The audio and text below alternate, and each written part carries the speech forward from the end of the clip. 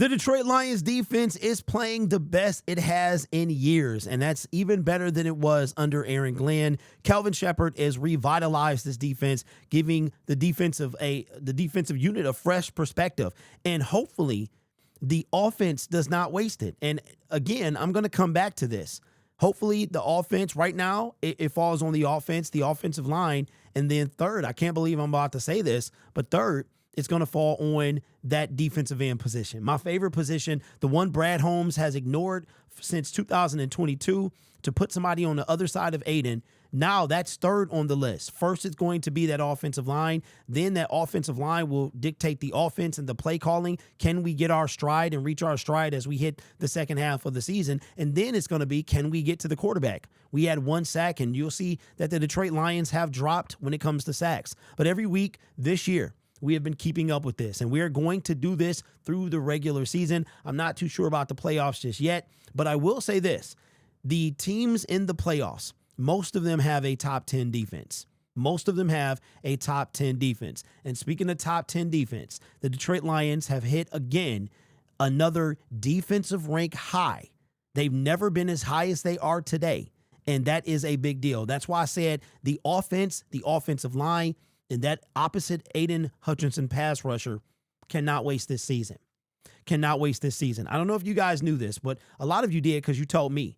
Aleem McNeil was playing edge on Sunday against the Philadelphia Eagles. But did you know he has played 13 snaps at the edge position? He played 3 against the Tampa Bay Buccaneers. Then he played another 3 against a team in between that. And he played 7 at edge during the Philadelphia Eagles loss for a total of 13. The defensive line, the edge position is so bad for the Detroit Lions that Aleem McNeil, our stud DT, played 7 snaps at defensive end. That's bad if you ask me. Something's wrong with that. That is a bad sign if you ask me. But we're not going to focus on that right now. We're going to focus on the fact that Kelvin Shepherd has this defensive unit going crazy. And this is with missing our star defensive secondary in DJ Reed and the up-and-coming guy at Terrion Arnold, who has, over the past couple of games, has gotten better. No cause to my knowledge. Now, he got concussed. He was getting penalized early, went out, came back, went out again with a concussion. And we probably won't see him this week against the Giants as well. I don't even know if we'll see him on Thanksgiving. I mean, real talk, we cannot see Terrion until the game against the Dallas Cowboys on December 4th. And you blink your eye, and Terrion Arnold is going to be in year 3 right before you know it. So a lot of stuff we got to talk about. We can talk about now, and some can wait to the offseason. But what we do is we compare this week's defense to the previous week. So, for instance, we are going into week 12. So we're going to compare week 11 to week 10. All right. So here is the Detroit Lions defensive ranking. And this is, I guess that's a shameless plug because I keep getting them confused. This is the defensive ranking heading into week 11. So this is before we played the Philadelphia Eagles. And as you can see, the Detroit Lions ranked 7th in total defense. Now, keep in mind, I said that we are going to be higher than that this week. So that's a good thing. Total defense is the yards allowed. So the Detroit Lions ranked 7th. They were 12th in passing yards. They were 8th in rushing. They were 4th in sacks. They were 13th in points per game. And they were 5th in turnovers. Well, let me put myself back on camera, man, because this is a big deal.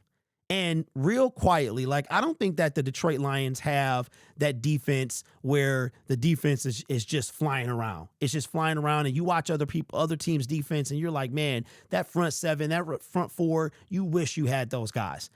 You wish you had them. Like, we don't have a swarming defense, but our defense has done something that for the first time it's done not in both categories, man. This is crazy. All right, so here is the graphic that I just showed you. And all this is from the top of the dome. So let me look real quick because I want to be sure before I say this. that this is a new high for the Detroit Lions, and for the first time, the Detroit Lions have not only a top 10 overall defense ranked number 5, but they are ranked 10 in points per game. A lot of people think that points should be how your defense is judged, but it is total yards. So for the first time this season, the Detroit Lions are ranked as high as they are at 5, but for the first time this season, both the total yards and the total defense are in the top 10. That is a big deal.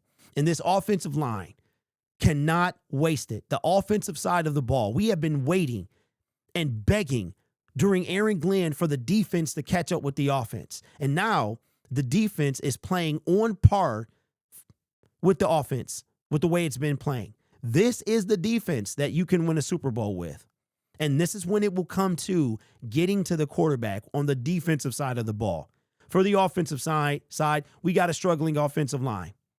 Our offense overall is struggling, and that might come back to bite us. The one time that our defense is ranked as high as it is, as high as it's been in a long time, this might actually be the highest it's been under Dan Campbell. I don't know. I'm just going off the kind of like the tippy top. All right, so let's compare. The Detroit Lions are 5th in total defense. That is up 2 spots from the previous week, allowing 291.8 yards. Passing, they are 8th, up 4 spots from the previous week, allowing 192.1 yards. Rushing, we remain 8th, allowing 99.7 yards. Sacks, we drop down 2 from 6 to 2, getting 1, going up from 30 to 31. Points per game, the Detroit Lions are up 3 spots from 13 to 10, allowing 21.6 a game. And of course, we did not have a takeaway, but we had a giveaway. So our turnover differential is 8th, down 3 spots from 5 to 3. We are +5 in the turnover margin. So again, let's compare the two. The Detroit Lions were 7th in total defense and 13 in points per game. And now we are top 10 for the first time this season in both yards allowed and points per game. That has not happened this season, and I don't think that it's been like that under it. You know what? Maybe back in 2022 when we were historically bad on defense, and then we wind up having one of the best defenses in the league down the stretch. So that could be a situation where we were in the top 10, but we have the 5th overall defense and the 10th in points per game, which I know for a fact because I've been following it this year. That has not happened this year. That has not happened this year. And now you guys see why. I'm like, this is why we should have made a move at the trade deadline, even if it was for an offensive guy, because the Detroit Lions believe in Marcus Davenport. Okay, all right, I'll buy that for $1. So let's say you trade for somebody on the offensive line because you know you're going to need one, but we also have Miles Frazier coming back. But let's say you trade for somebody on an offensive line because you had lost Mahogany at this point. And then you get Marcus Davenport back. Maybe Marcus Davenport gives you all he got. Maybe he fills in. He's Za'Darius from last year. And he gives you 4 or 5 sacks. He already has 1. Maybe he gives you 1 per game. We didn't even have him toward the playoffs or in the playoffs last year. We didn't have a sack in the playoffs. Speaking of sacks, for the second straight week, the Detroit Lions have dropped down in sacks. We went from 2nd in the league to 6th in the league. And just like that, ladies and gentlemen, you're going to blink your eye and we are going to be out of the top 10. And I tried to tell y'all because, again, it might seem like I'm bragging, and sometimes I am, because on the internet, you have to form some type of like braggadocious attitude, because that's the only way you're going to make it. You're going to survive. For all the people, you know what I'm saying, that criticize you. Same thing with the NFL players, right? They got their money, they got their fame, and they got plenty to help them survive the many, many people critiquing and talking about them, myself included. So that's one of the things that helped me get through this. But I just go by the numbers, and the numbers early on were deceiving. They were deceiving when it came to sacks. Like, do you think that the defense, if I would have told you before today, like before I told you that the Detroit Lions defense was top 10 in both points per game and yards allowed, would you have believed it? Some of you would have said yes, some of you would have said no. But I think because we don't have that right up on you defense, that swarming defense, that it doesn't feel like a top 10, like we have a legit top 10 defense now in both of those major categories. I mean, in the ranks, check this out. In all of the rankings on this list, we are top 10.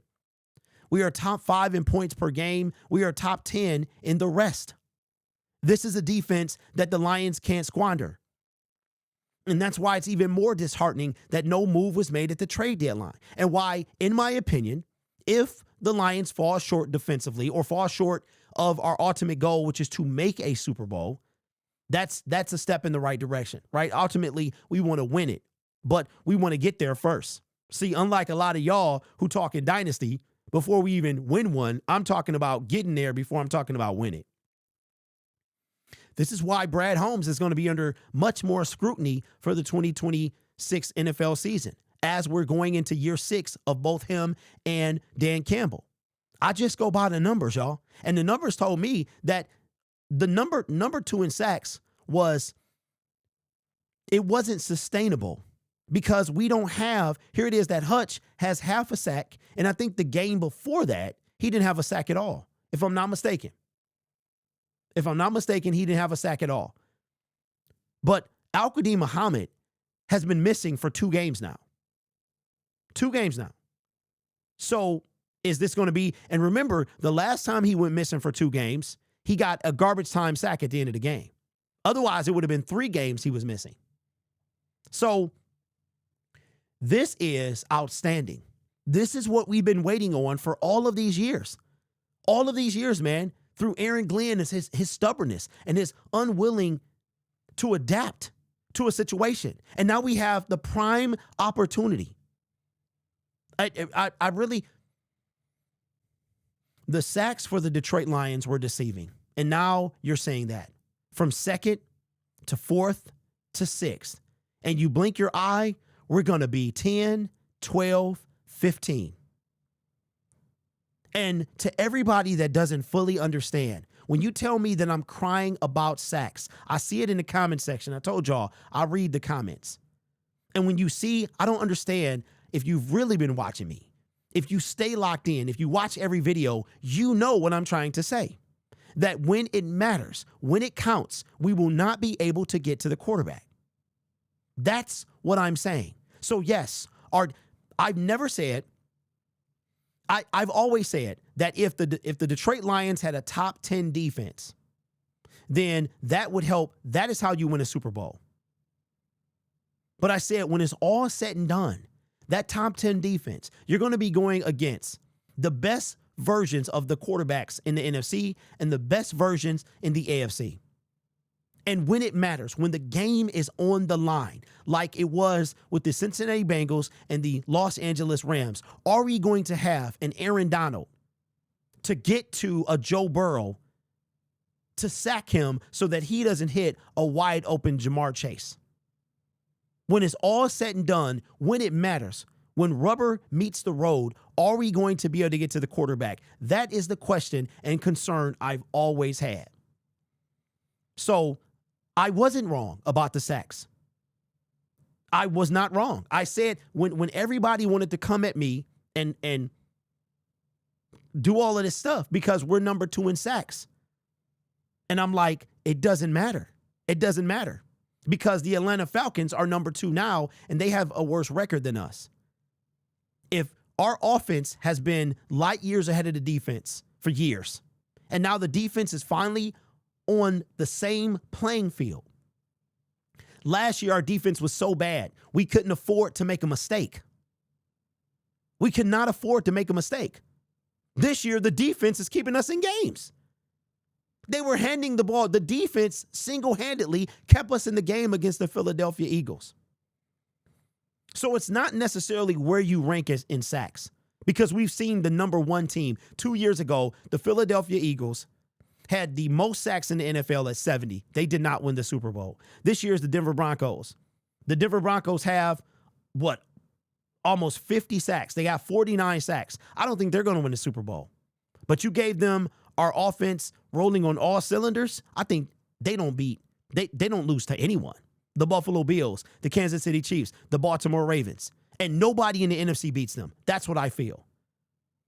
But they can get to the quarterback when it matters. Can we? And that's going to be the difference. I've always said that I believe that that's going to be the difference between us winning and losing a Super Bowl. You can go check the tape. I've been saying it for 3.5 years.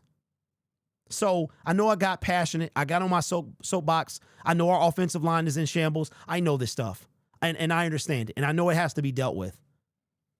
And we're not going to get anywhere with those guys. But Brad had his opportunity to fix both of them, or at least attempt to. And you know what? He could have said offensive line. I would have said whatever, man. It is what it is. You got your faith in Pascal. We supposed to be getting him back. You got your faith in Davenport. We're supposed to be getting him back. It might be somebody on the couch that we can go sign, whatever it takes. But now the offensive line is a legit concern, a more important concern than the defensive line. That literally pained me to say, because I've been waiting on what we're looking at here. I've been waiting on this for years. There could be a time. As a matter of fact, let me see. I want to see something. Currently, where does unbelievable 1, 2, 3, 4, 5? Wow. Check this out, y'all. This is just top of the dome. This is how you know I'm not AI, right? This is top of the dome. The Detroit Lions offense in total yards is 5th. The Detroit Lions defense in total yards allowed is 5th. Points per game. The Detroit Lions offense is 5th. And the Detroit Lions defense is 10th in points allowed. Unbelievable. So I think that this is going to, and I've always said this, and we'll wrap the video up because I know I've been going a while, but the passion, man, this is what you don't want me to lose. Because when I lose, I'm done. But this is what I be talking about, man. We got the offense. We're waiting on the defense. We got the defense. Our offense is going through something. And then when they both of our offense and defense are both 5th in the league, and then it's going to become a matter of, can we get to the quarterback when it matters? Can we keep Jared Goff upright when it matters? Think about if the Bengals had an offensive line. I mean, it's hard to block Aaron Donald, but Penei Sewell did it, right? Think if they drafted Penei Sewell. It's a lot of woulda, coulda, shoulda, but we should have made a move at the trade deadline. We didn't, and now this is our team. Will the Detroit Lions squander this opportunity of a top 10 defense in both points per game and yards allowed? Will they squander it, or will they get it together? This is irritating, man. This because I save all of this until this video so I can be surprised and authentic and organic. And I did not realize that we were top 10 in offense, in yards allowed and points. And it was the first time it's happened this season. And our offense is playing like booty cheeks. We're dropping steadily out of getting to the quarterback. One here, one there, none there. I don't want to blow this opportunity because it's still in front of us. If this offense can get together and we can correct it, but now we're stuck with this team. This is our team. This is the team that's going to have a potential to win the Super Bowl. And it's frustrating. Anyway, this channel is made possible by viewers, subscribers, and members just like you. It's because of your support I get to do what I do. You could be anywhere else on YouTube, but you choose to rock with me. This is a big year for the Detroit Lions. Their regime is going into year 6. Year 6. And it's even more egregious, blowing what our defense has done, or not making a move at the trade deadline for an offensive lineman. But we got 7 games and whatever comes after that. And we'll have a lot to talk about then. If the Detroit Lions offense can get it together, and I know I just said the other day that if the Detroit Lions, that they were not ready to box with the big boys. And right now they're not. But if they can get it together and this defense can hold firm and let these guys come back, and they can give just a little bit more than what we already have, maybe there is a chance that we can finish this thing. You guys are awesome. Take care of yourself and each other. And as always, go Lions. Let's get this dub against the Giants. And then after that, let's try to be the good team.